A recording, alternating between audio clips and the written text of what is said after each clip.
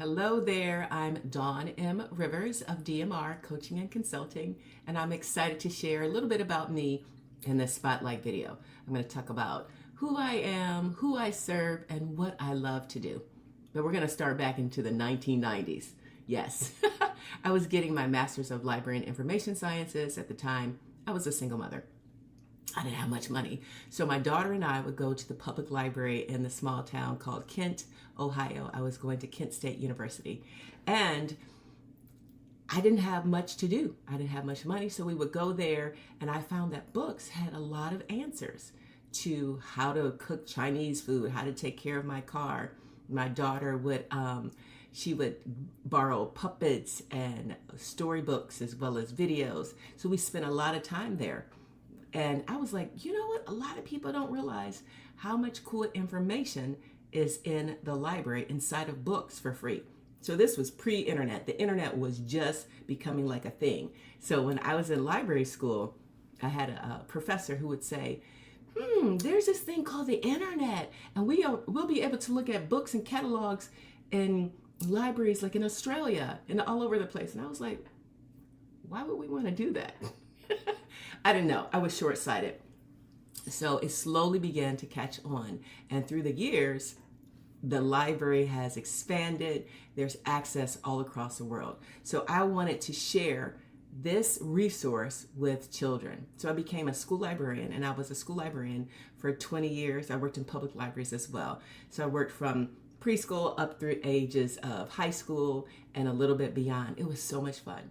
But during this time, I had gotten married. My marriage was a little up and down. I had some stress from lots of different aspects, from financial to relational to expectations.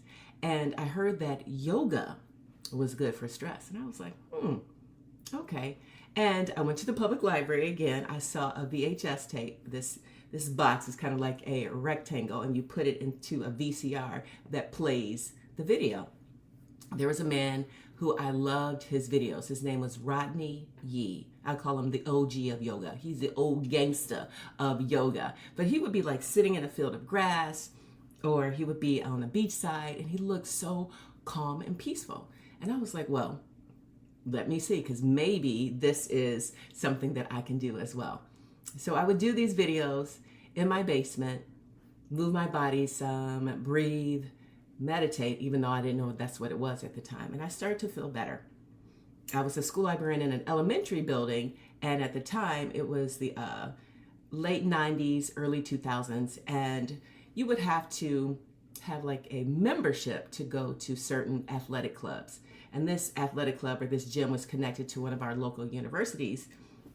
And my group of specialists and other teachers, they said, hey, we have a spot opening for this gym. Would you like to be one of the corporate members? Because you'll get a discount. And I was like, well, yeah, sure. So I started to go to this gym, and they had yoga. And I was like, well, I've been practicing yoga for like 3-4 years now. Yeah, I could do this. But mind you, I was watching VHS tapes as well as early morning PBS shows. It was the first time I started to do yoga with other people. And I said, oh my gosh, I love this. And it was cold in there because it was a gym. It was one of their exercise rooms, but the teachers did their best to turn down the air so it would get a little bit warmer. And having the energy of the teacher and the other students practice with me changed my whole outlook. So maybe another year or two later, there was this thing coming called hot yoga. I didn't really know what hot yoga was or power yoga, but I saw a postcard in a local deli. And it said, 1 week of yoga for $15. And I said, I'm going on spring break. I'm going to do a class every single day. I'm getting my $15 worth. So that is called a lack mindset. I didn't know that at the time. But anyway, I went to this studio, this hot power yoga studio with the owner. She would teach a 90-minute class. It would be 90 degrees, and I would come home and sleep for 2.5 hours. And I loved it. I would sweat. And I said, wait a minute, this is a thing? So I did it every day that week. I would stop in during the school year, and then they had a summer promotion for $99. You can take 3 months of summer yoga. And I said, I'm going to do that. So I would go all of the time. I was on their Facebook group. I was in their email marketing, and they had a position opening for a karma yogi. And I said, what does that mean? So a karma yogi in this tradition was to help keep the studio clean. So in exchange for cleaning the bathrooms, cleaning the studio, cleaning the front area, you would get free yoga classes. I said, I'm going to do that. So I signed up, and I had like 2 shifts. I did that for about 3 years, and I loved it. I would buy some classes, and I would take some classes for free, and I started to feel better physically because I had headaches. I would have migraines. I had hip aches. I had spinal aches, back aches. Every part of my body was aching because my stress level was high, and I wasn't really moving my body the way I could.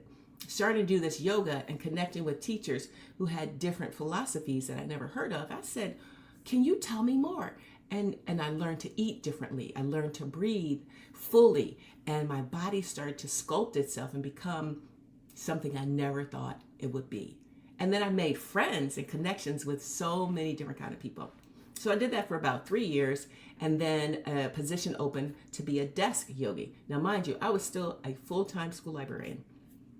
And I would work 2 nights a week, and on the weekends, like every other weekend, and I got free yoga and I got paid. I loved it. I did that for about 5 years. For maybe at the 2.5-year mark, I said to one of the managers, I think I want to be a yoga teacher. And she was like, well, of course, we've just been waiting for you. Because I would see all these classes come through where people would do their training. It was a 200-hour training for about 5 months.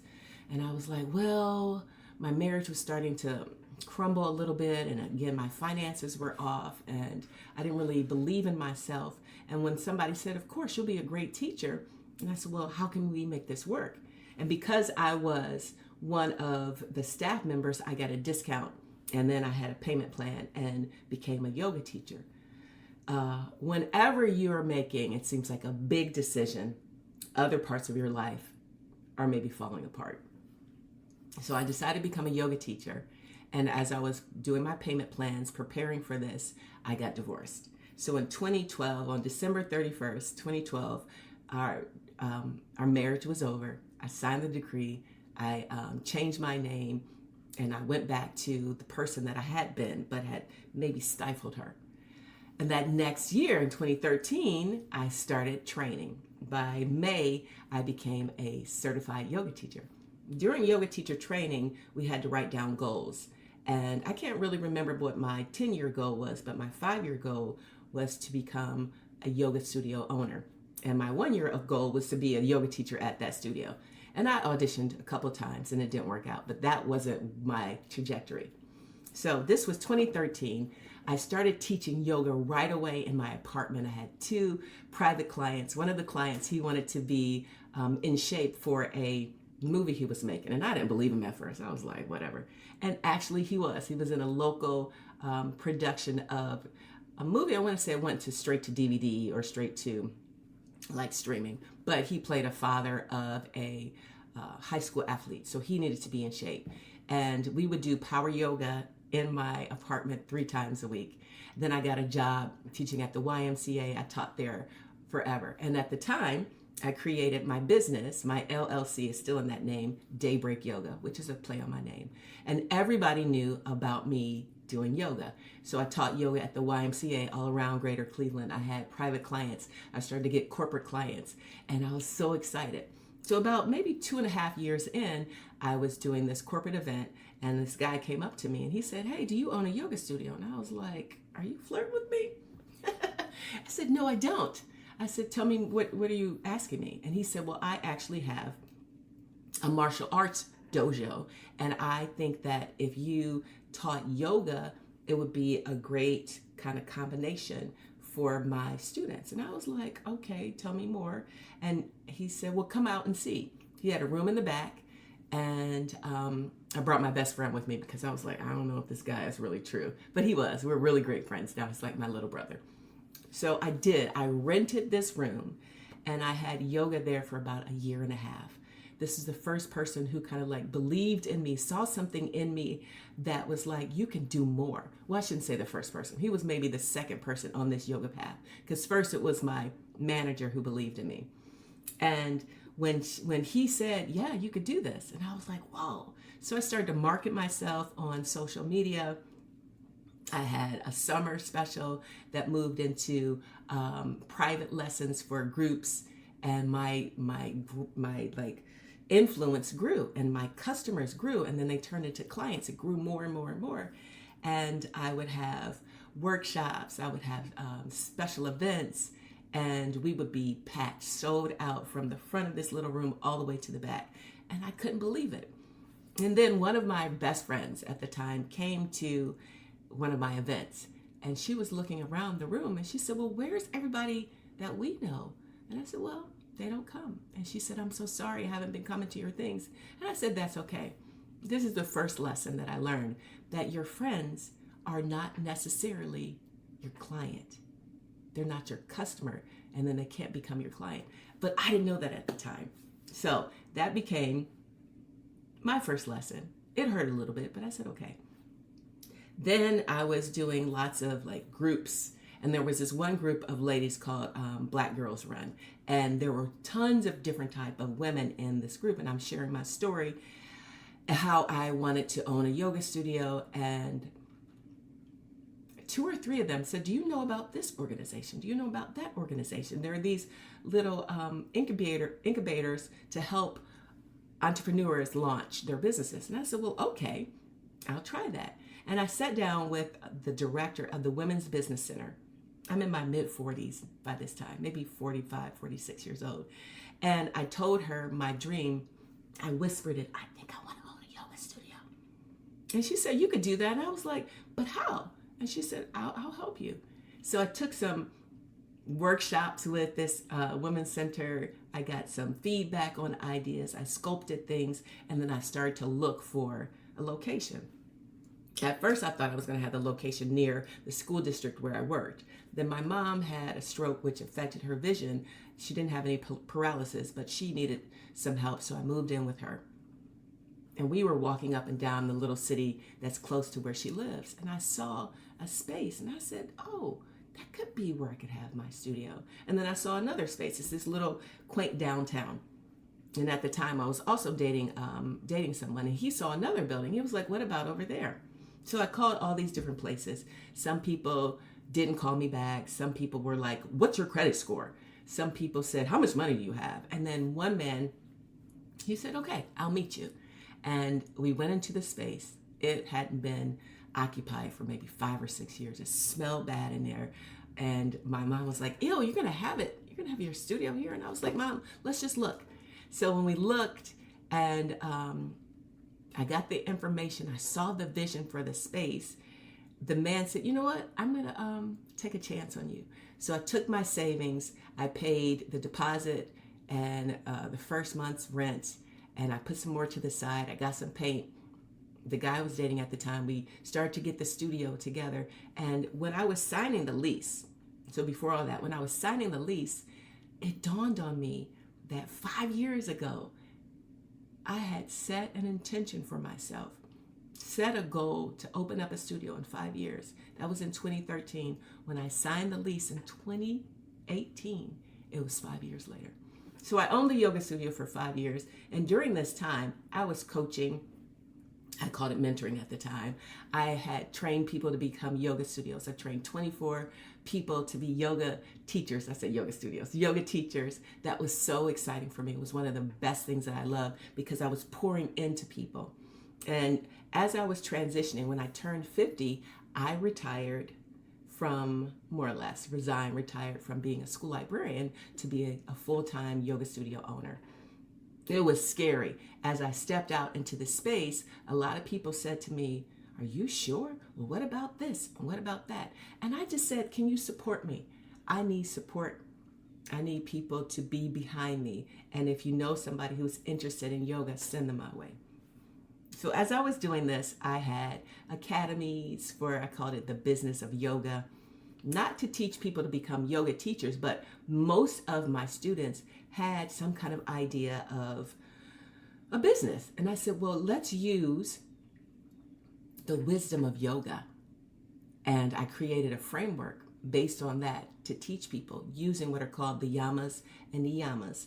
which are part of the, like, it's called the Eight Limb Path. It's from the Yoga Sutras of Patanjali, which is one of the yoga philosophies. I use yamas and niyamas to create my framework to teach people how to create an ethical business or launch an ethical business using this foundation of yoga. So I did that. I had a couple of cohorts with that. It was fun. A lot of my teachers were saying, well, what about this and what about that? So I didn't know at the time I was doing one-on-one coaching. So slowly over time, I realized that's what I wanted to do.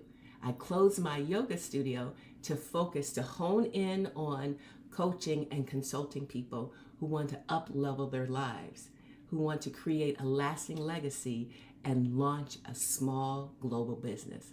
So that is what I did. And also people were asking me, they said, Dawn, you seem to be happy all the time. I was like, well, I'm not, but I do my best. And I started to think, what did I do to get from this sad, depressed person to somebody who has fulfillment, happy, and has a path to freedom? And I said, oh, there were 3 things that I did. I changed my thoughts, I changed my words, and I changed my mind. The first thing was I started to read books. So during my divorce, I started to read self-help books. That's what they were called at the time, but now we call them personal growth books. I was reading hundreds of books. I read Christian books. I read New Thought books. I read some practical books. And one of the books that really had a big, profound impact on me is The Battlefield of the Mind by Joyce Meyer. And she's an evangelist, mostly on television, and she does some big things, what do you call them? Conferences, yes. And I read this book, and she talked about you believe what you say more than anybody else. And I was like, well, what does that mean exactly? So if somebody says, hey, I love, your dress that you have on today, and you're like, oh my gosh, this old thing. Or somebody might compliment your makeup or compliment something else that you have done or how you appear, and you downplay it. You hear those words. They come back to your ears inside of your mind, and you believe it. So at the time, what I would say, my mantra, what was on repeat in my head is, I hate my life. I hate my life. I was so upset with how my life had turned out. So I read this book. And I said, well, what if I change the words that I'm saying? I got to start with those because my mind is negative. Then if I turn my mind around and start saying, instead of I hate my life, I love my life. So I started to change the thoughts. And then the words started to come out.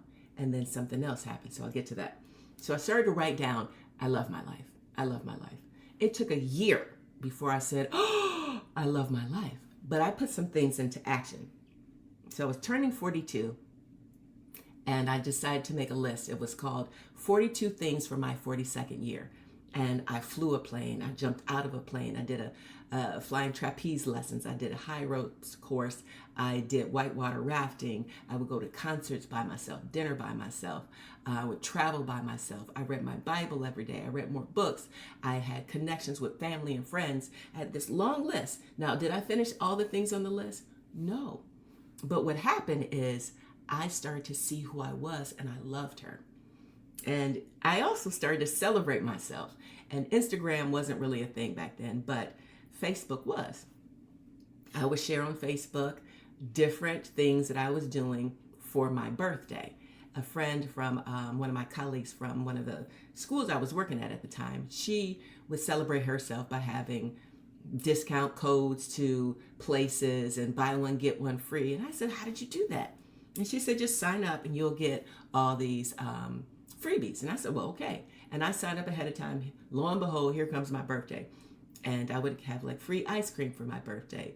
Or I would get discount off of DSW or whatever, different clothing places. Buy one, get one free for meals. And I started to post this on Facebook. One of my college friends said, oh, it's Dawn Timber, because my birthday is September 21st. And ever since then, since 2012, people have been calling September, my birthday month, Dawn Timber. I started to feel really good. And by the next year when I turned 43, I looked at my life and I said, I love it because I had put me first. I invested in me. I invested in the time. I invested in transformation because I became a yoga teacher. I invested in the life that I wanted to have.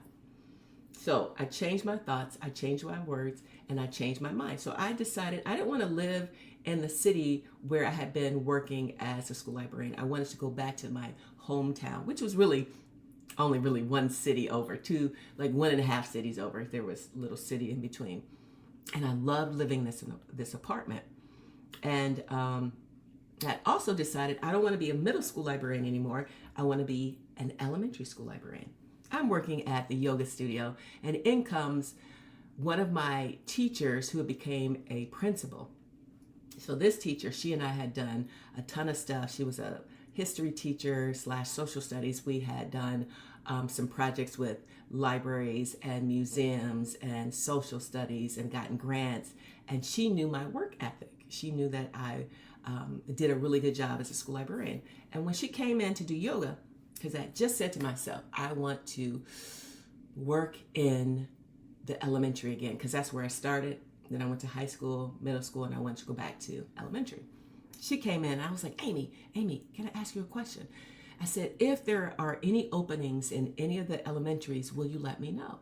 And she said, don't tell anybody, but we're about to fire the current librarian. And this coming school year, there'll be a vacancy. Now, this was April. She said, don't say anything because it's going to be in the board notes in May. And then you can apply, and by September, you'll be working here. Oh, I changed my thoughts. I changed my words. I changed my mind because I don't want to do this anymore. This is what I want to do. So here's a lesson. Don't focus on so much of what you don't want. Focus on what you do want. So that school year coming up, I became a school librarian in this elementary building. Now, she was only there for 2 years, but she was the space because she became my who instead of me looking for my how, and she helped me get to the place of what I wanted to do. So this all rolls into how I coach. So I coach women who are about between 35 and 55. Sometimes they're a little bit older than that, but it's usually that. And this woman, she's like me. She's ambitious. She is focused, but she doesn't know how to get there. She's searching. So there's 3 archetypes that I usually work with. I call her Stagnant Stella. She's overwhelmed. There's too many things are going on. She doesn't know what to do. And she's just like, I'm done. It's too much. It's too much. It's too much. And she kind of stays where she is. But if she makes a little changes, mostly on self-care, she'll start to feel better, and then she'll peek her head out and start to search. So the next person is called the Searching Serena. She is reading all the books. She is taking all the classes. She's getting another degree. She has a ton of ideas. She wants to drink a gallon of water. She wants to run 5 miles a day. She wants to lose 30 pounds in 3 months. She has all these high expectations. And then when she can't achieve them, she's overwhelmed. So her thing is consistency and grace. Do one thing at a time. Get consistent at it. Focus in on that before you start adding on more. And then the next person that I work with, I call her Thriving Teresa. She has come from stagnation to searching, from searching to thriving because she's focused in on that one thing. She's gotten really good at it. And now she's able to say, I've done this. I've done that. I have these receipts. I feel good about myself. And now I can mentor other people. She's created a legacy. And she's like, what's next? I have this idea of this business. And Dawn, I need your help. So those are the people. That's the person that I work with. And how do I do this? I do this through coaching. I love coaching. One-on-one coaching. And I'm about to launch my first ever group coaching program in a container that's different than what I've done before. I call this the Awakened Woman Academy because my framework is called the Path to the Awakened Woman, where I use the wisdom of yoga and I use the changing your thoughts, changing your words, changing your mind to help you become happy, whole, and free. And once you're happy, whole, and free, and you have all this weight off of you, you can create something magnificent that changes the world. You can be this global entrepreneur. You can have products and services that can help women, men, children, community around the world just by your words, just by you saying those things, just by these ideas changing in your mind. So that's the woman that I work with. And this Awakened Woman Academy is so excited about it. Is a container for women to come in that have support. They have some courses that they can work on, and then they have coaching with me in the group. They have lots and lots of coaching. So I'm going to answer some questions that we have, because I hope that helps. My vision, my big vision, is to help 1,000 women create global small businesses. That is my vision. In 10 years, that's what I want to have. So, all right, so let's see. Oh, you can find my work at dawnmrivers.com. I try to keep it easy. So if I could choose one answer, what is the number one way that building your business has enriched your life?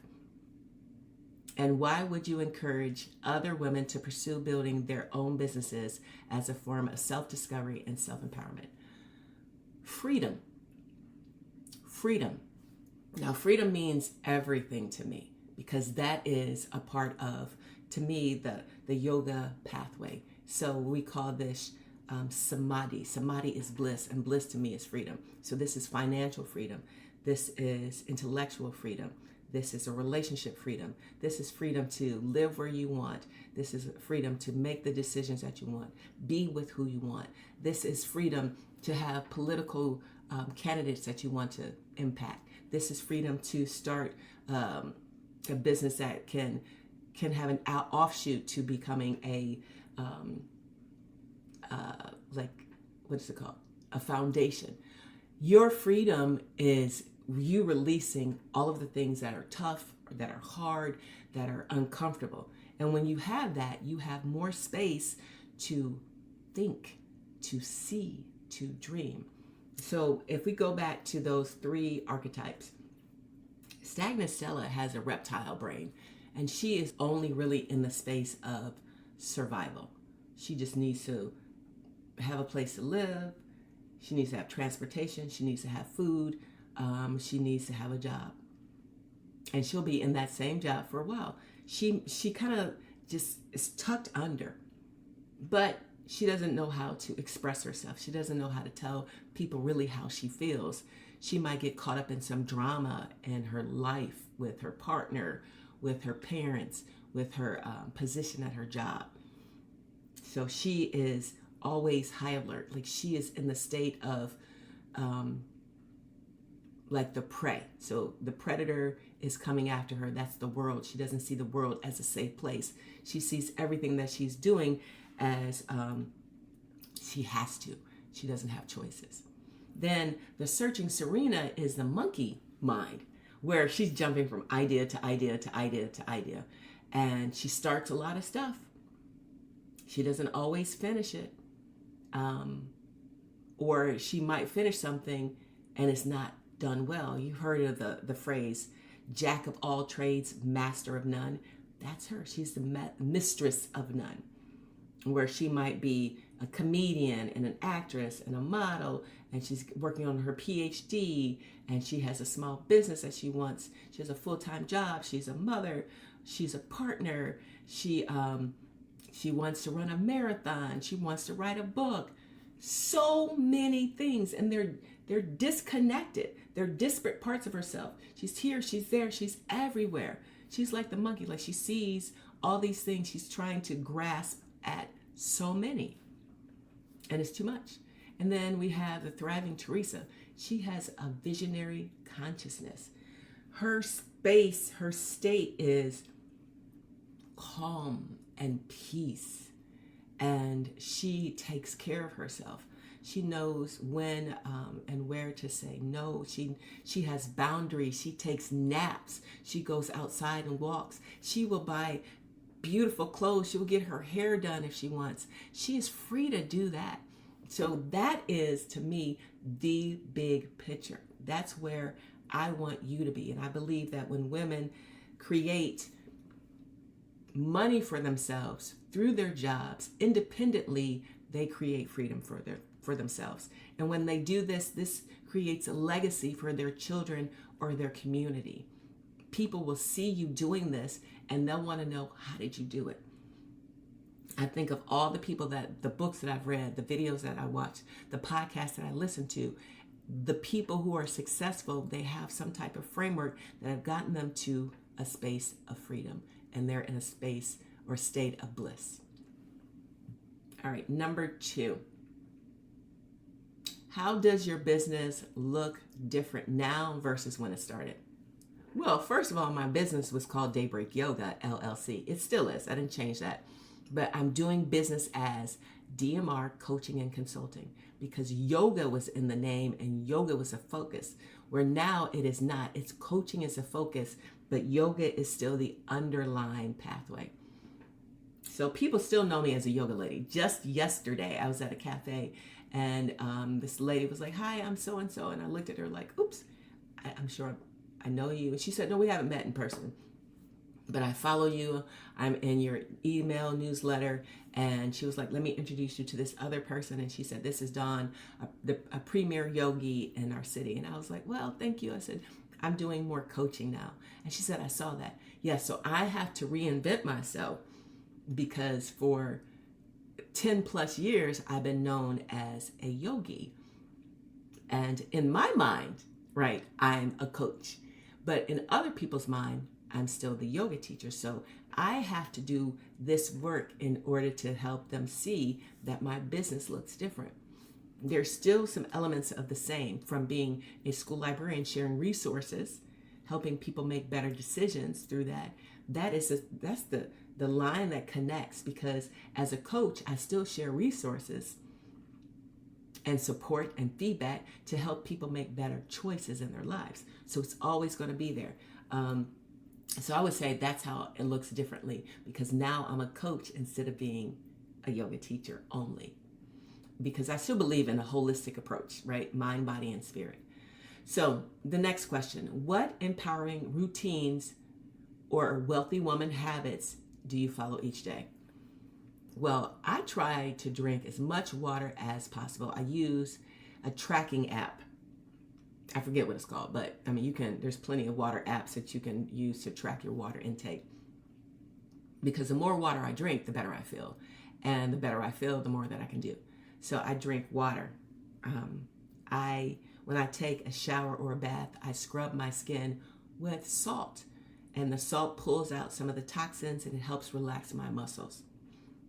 I take my vitamins every day.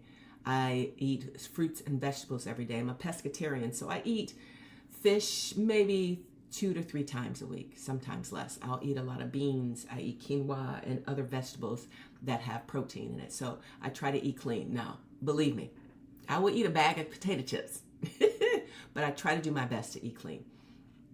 I try to do at least 10 minutes of movement a day, some type of movement. I have my yoga mats. Those are yoga mats left over from when I had a campaign and I sold branded yoga mats on yoga, your own growing awareness. And I try to move my body. If it's yoga, if it's walking, if it's Pilates, some type of movement every day. And even if it's just stretching while I'm sitting in this chair. And I take a nap when I'm tired, and I go to bed early. I don't stay up late. That is not something that I do. So those are the ways that I feel empowered as a routine. Journaling is another great thing. I have amazing journals, a part of my community that I've created for people to help them along their way. So I would say those are some empowering routines. How do you set your business apart from others in your industry? Well, I like to have fun. That's one of my core values. So fun is 1, and integrity is 2, and freedom is 3. I'm going to have fun. I'm going to tell jokes. I'm going to tell stories. I'm going to smile as much as I can. I want to make people feel welcomed as they come into my container. Integrity. I'm going to do my best to be honest, be on time, to say the things that I believe in, and to do what I say every single time. So that's high on my list. And then freedom, I want people to see that, you're free to say no. You're free to say yes. You're free to dress differently. You can be free to speak differently. You can be peculiar, you can be strange, you can be quirky, you can be odd. Free to be you. All right. How did you market your business when it was brand new? So, as I'm marketing DMR coaching and consulting, it is brand new. I slowly started to make a shift about 3.5 years ago. No, it's 2024. About 3.5 years ago. Yes. So I wanted to create a separate website from Daybreak Yoga and focus on Dawn M. Rivers. And I got a whole new brand kit, new colors, new font, did a new photo shoot on me as a separate entity from Daybreak Yoga. I wanted me to be standing out so people could see me separately as somebody they can hire differently. And I knew that I wanted to do something different. I knew that I wanted to do more mentoring again. And then I started to get more coaching. And I was like, oh, that's what it's called. It's called coaching. So I realized, I looked back, I said, I've been coached this whole time, and I have been coaching other people. I want to be a coach. I took some courses to get certified and to get some certificates, to get some background on how to be a coach and what I needed to do. And I started to use social media and say, like, this is what I'm doing. So I had a social media account from when I was a school librarian, and I called it Always Read because that was my email.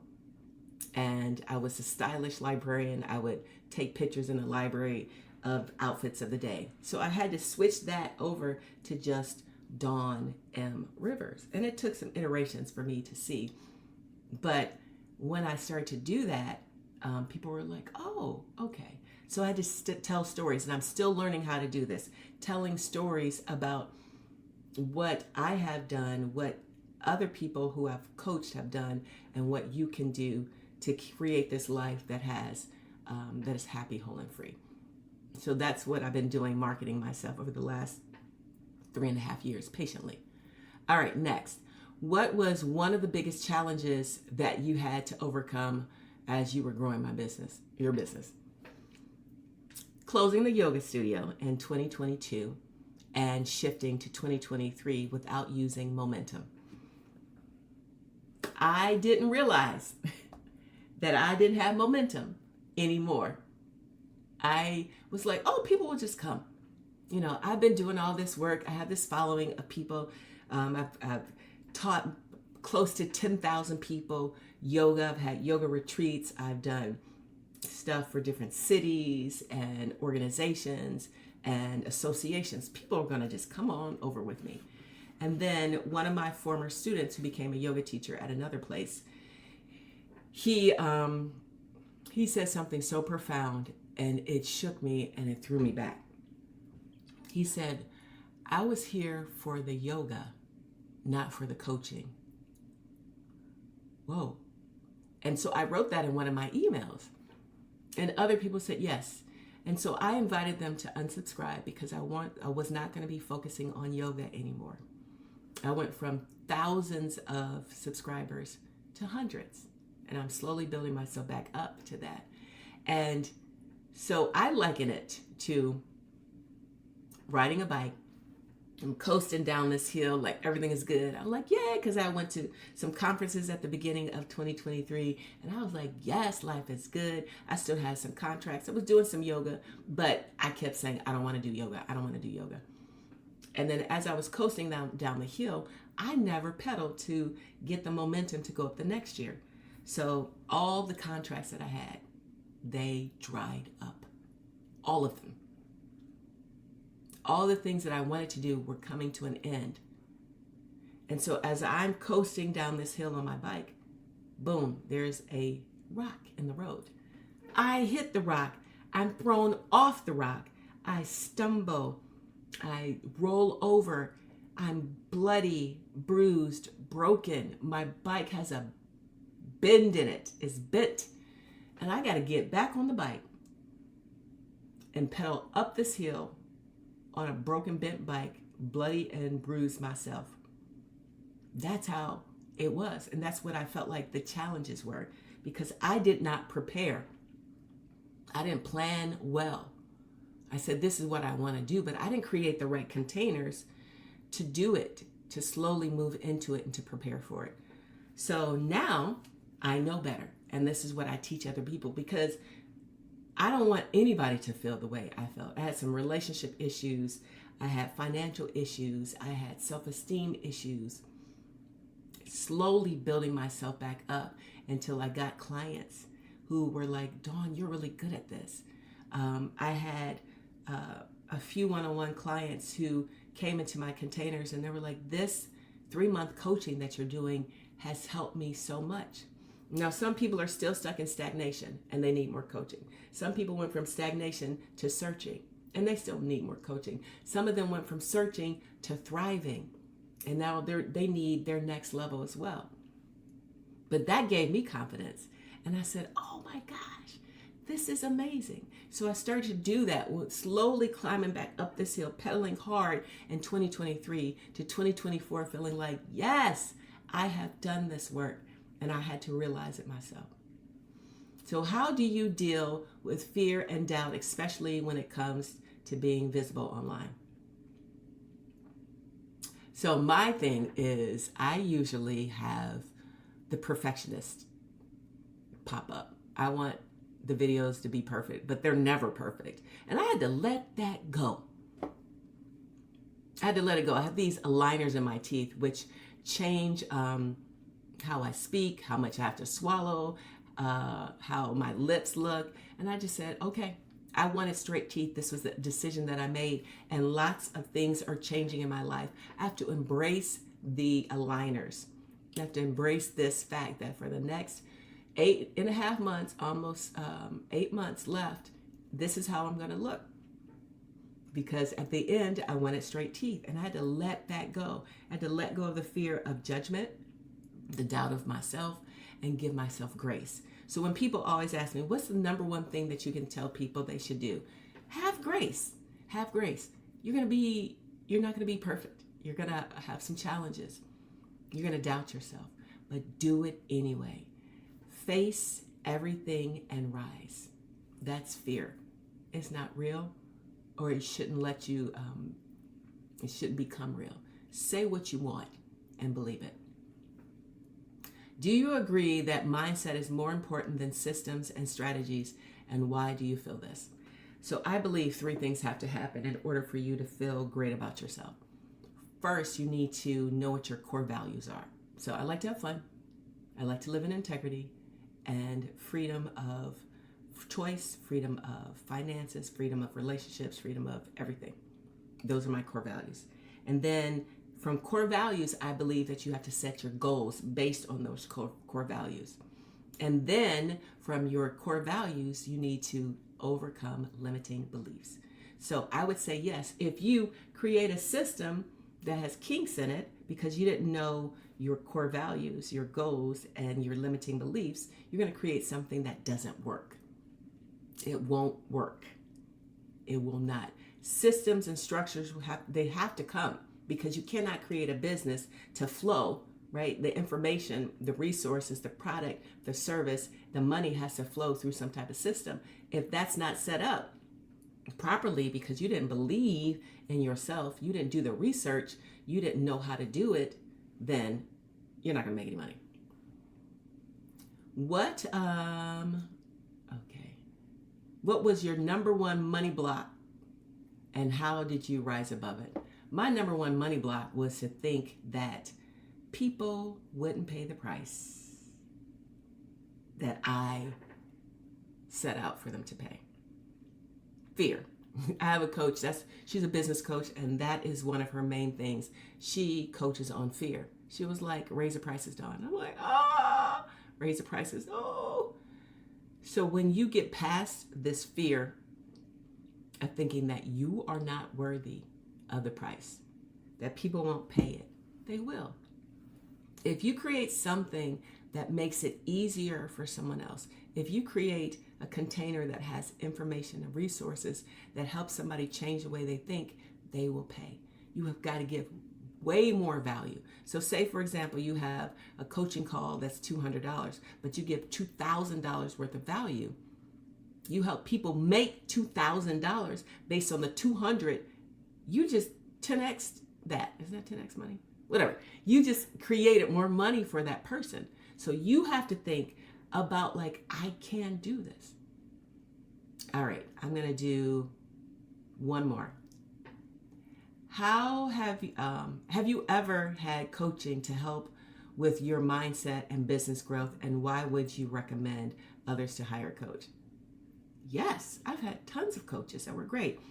My first coach, his name is Justin Michael Williams. He's an entertainer. He is a former yoga teacher, and he really puts a lot of information out there as far as meditation and mindset. And he wrote a book called Stay Woke. It's a meditation guide for like other people. So he's a young man, and I followed him through one of my colleagues. She had a podcast he was on, and I was like, oh, he's so dynamic. So I started to follow him on Instagram, signed up for some of his community stuff. He had a couple of different online things were free, and then he had some paid things.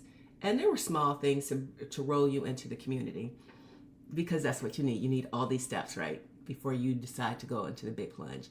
And he had a 6-week coaching call. Like, this was before anybody was really using Zoom. So this had to be in 2017 or 18, because I was just I was opening up my yoga studio.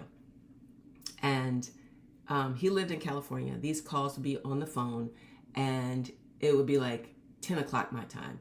I had gotten up early in the morning, like 5 in the morning, doing work online for my business, go teach library skills all day, teach yoga to my yoga club after school, teach yoga to the staff after that, come to the studio, teach 1 or 2 classes, come home exhausted, take a bath, and listen to these calls.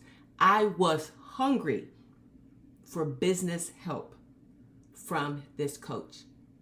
And it was so helpful. So that was the first person I ever coached with.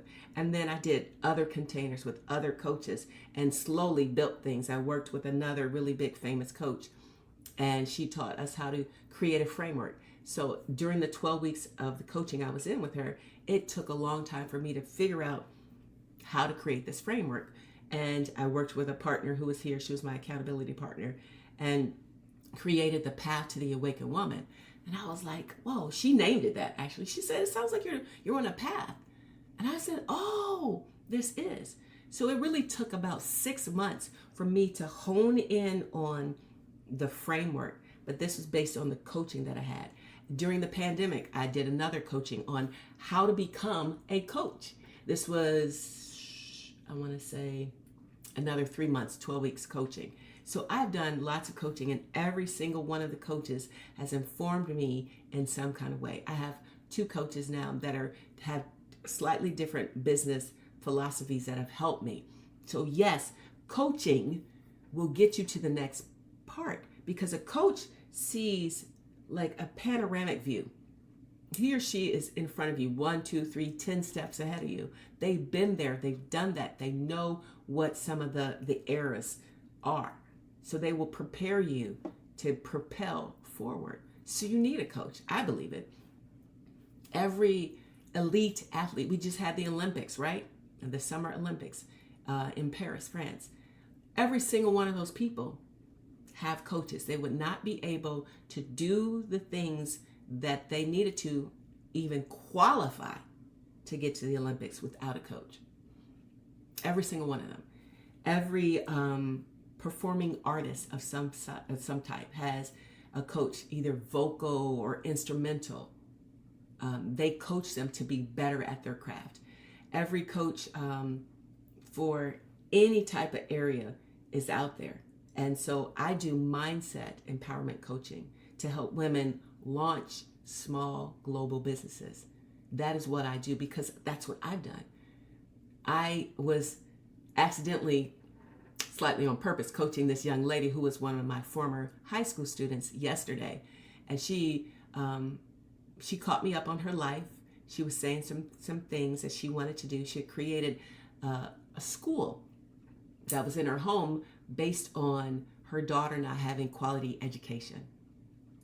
Her daughter was 4, she was in preschool, and she was like, I needed to have something for my daughter because she had taught social studies, history, whatever, in America and around the world. So she came back home after her daughter was born, put her in school, and wasn't satisfied.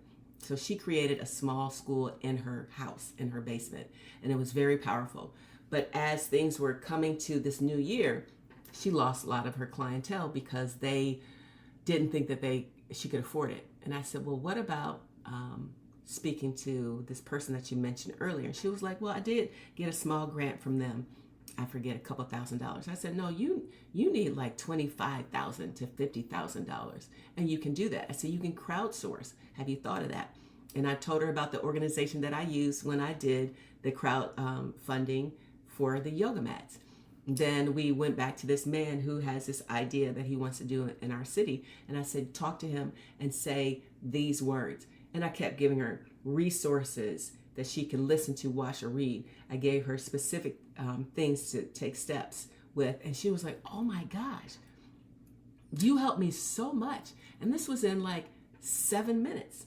So imagine if you sat down, when she sits down with me, when she joins my program, because she will, when she sits down, she's going to elevate. She's going to create something so profound and impactful for her community and beyond. Because that's what I see. That's what I know is going to happen. That's what I want. And when I'm enthusiastic, when I show people what I can do, then they're like, oh, wow, we got to do this.